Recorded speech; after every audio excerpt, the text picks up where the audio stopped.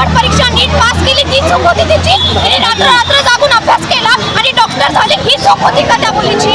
नाही ना. मग तिच्या बरोबरच असं का झालं? काय चूक होती मग मी म्हणते त्या मुलीची? सरकारने याबाबत कठोरात कठोर शिक्षा केली पाहिजे त्या माणसांना. आज आम्ही सुरक्षित नाहीये.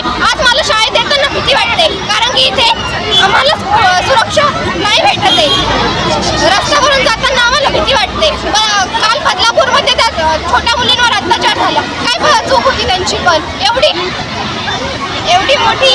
मोठी घटना घडते. सरकार काही झोपं काढतंय का? त्या सरकारने त्या नराधमांना शिक्षा केलीच पाहिजे असं माझं म्हणणं आहे. मुलींनी जगावं की नाही असा प्रश्न आज मुलीमुळे उभा राहिला आहे. मुलींचं संरक्षण हे झालंच पाहिजे असं प्रत्येक स्त्रीवर अत्याचार होतोय. आई प्रत्येक मुलीला आपल्या स्वातंत्र्यामध्ये असं वाटतं की प्रत्येकीला सुरक्षा आहे, पण त्या सुरक्षात काहीच नाहीये. मुलीवर प्रत्येक वेळेस अत्याचार होते का असं मुलींवर भेदभाव होतोय का? प्रत्येक वेळेस म्हणत्या मुलीला वाचा, मुलीला शिका. अरे मुलीला याच समाजात दुःख होते, त्यांना कोण समाजाला हे करणार आहे? सगळ्यांनी ठरवा आणि मुलींना न्याय दिलाच पाहिजे. भारत स्वतंत्र झाला पण अजून मुली स्वतंत्राने झालेले आहे. मुलींनाही हक्क भेटला पाहिजे. प्रत्येकाच्या मुलींची पुढे आहे मान्य आहे, पण मुलींवर असा अत्याचार का असा अत्याचार देत आहे? प्रत्येक वेळेस मुलीच्या आई प्रत्येक वेळेस विचार करते की घराबाहेर जायच्या वेळेस मुलीला सुरक्षा आहे की नाही. मुलीला प्रत्येकच आईला चिंता असते की मुलीला बाहेर पाठवू की नाही. आज सगळ्यात मोठा आईला प्रश्न पडलेला असतो. का या जगात कसं वागतात? का या जगात असे जगतात लोक? विचार करावा लागतोय प्रत्येकीला. शाळेतूनही प्रबोधन प्रत्येक ठिकाणी जातात ना, प्रत्येक ठिकाणी पुस्तके भेटलीच पाहिजे. ओके, ठीक आहे. काळापासून समाजामध्ये अतिशय समाजकंटक आणि विकृत माणसं आहेत. त्यांनी महिलांना नेहमी पारदर्शक देण्याचा प्रयत्न केलेला आहे. पूर्वीच्या काळी तर मुलीला सती जावं लागत होतं, तिला जाळलं जात होतं, जिवंत जाळलं जात होतं. त्यानंतर मुलीच्या जन्मापूर्वी तिच्या हत्या झाल्याच्या, मुलींचे गर्भपात केले गेले, त्यामध्ये अनेक लाखो कोट्यवधी मुलींच्या हत्या झाल्या.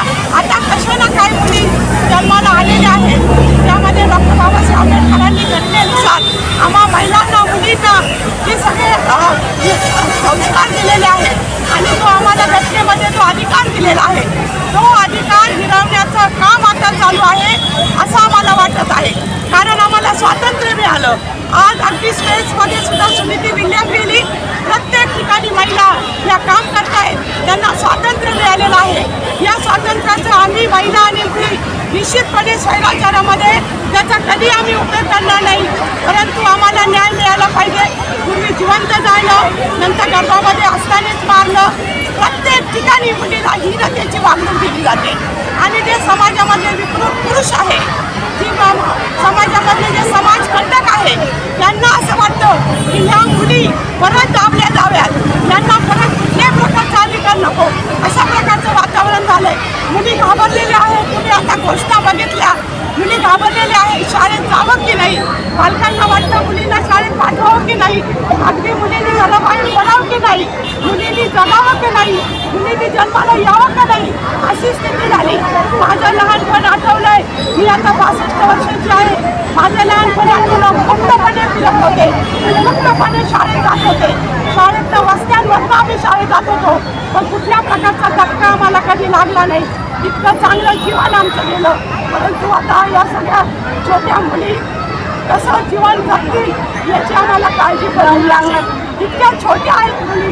कालची जी घटना घडली, अहो तुम्ही 2 महिन्याच्या, 4 महिन्याच्या, 4 वर्षाच्या, 5 वर्षाच्या या कळ्या, त्यांना तुम्ही असं करताय का होत आहे? तेव्हा सरकारने या बाबतीमध्ये कठोर निर्णय घेतला पाहिजे. मुली म्हटलं फाशी द्या. मला तर वाटतं अशा